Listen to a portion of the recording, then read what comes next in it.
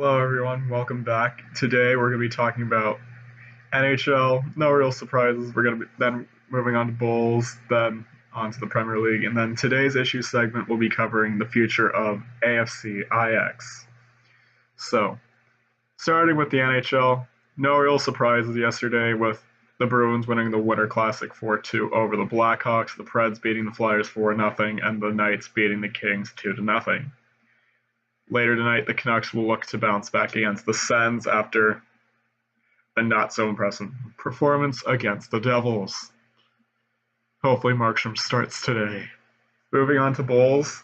Sad news today as UCF's streak is over. They put up a good fight against LSU with their backup quarterback. I think they proved that even when they're not at their best, they can still hang in there with the likes of LSU and teams like that. Penn State failed in a comeback performance against Kentucky. Urban Meyer and Ohio State won the Rose Bowl, and then Texas upset Georgia in the Sugar Bowl.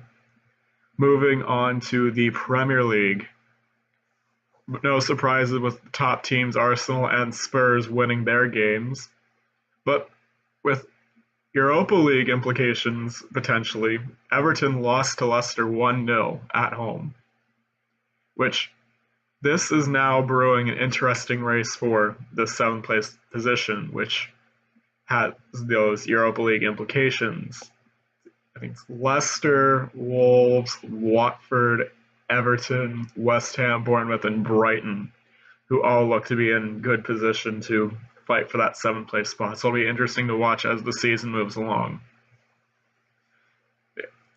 We didn't get any questions from our last video, so we have nothing to really answer.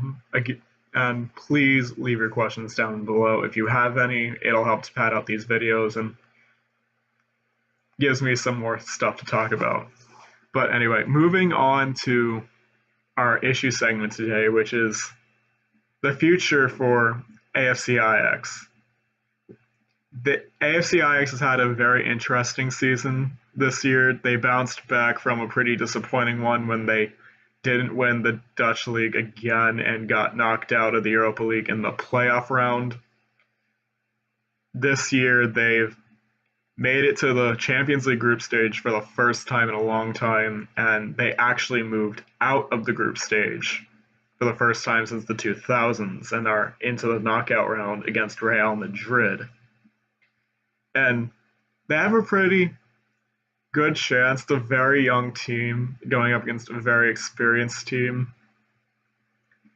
It's going to be a big matchup for the future of Ajax as a whole. I think if they win this game, it's going to be big for them. Like, the further they can go in the Champions League, the better, because it's going to help get them that money, which is something that's a resource that club desperately needs right now. And it looks like they're doing anything to try to get it.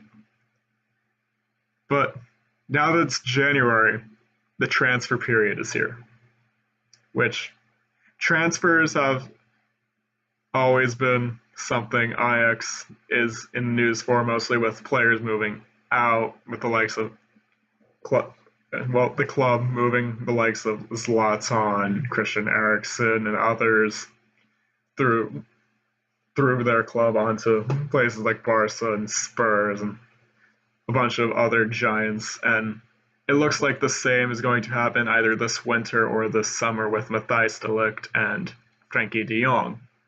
Now, in the past, it seems like we've not really done a lot with the sales of these players, but now with Edwin van der Sar as CEO, I'm seeing a lot of stuff from these transfers that's actually helping us for the long term, and it's also been helping us in the short term with Ajax actually able to make splashes in the transfer market, bringing in players like Dusan Tadic, Klaas-Jan Huntelaar, Daley Blind, and others.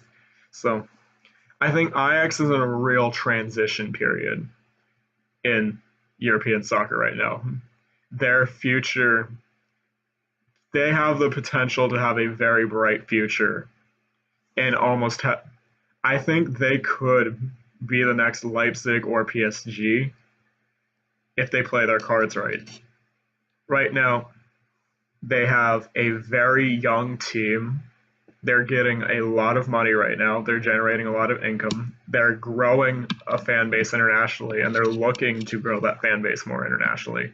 And I think that's a good position for the club to be in.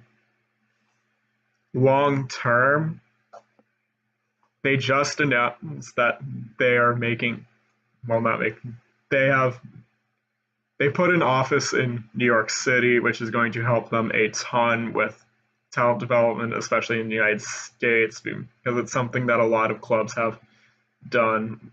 Red Bull Leipzig has that relationship with Red Bull New York, and Manchester City has the relationship with NYCFC. So it's going to help them be able to compete with clubs like that for American talent, like not just in the US, but like Canada, Mexico, Latin America, places like that.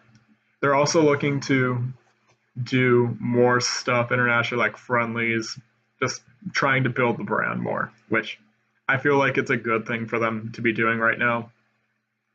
I feel like Ajax is a story that a lot of fans can get behind, especially in the US, because that's where the soccer fan base is growing the most right now.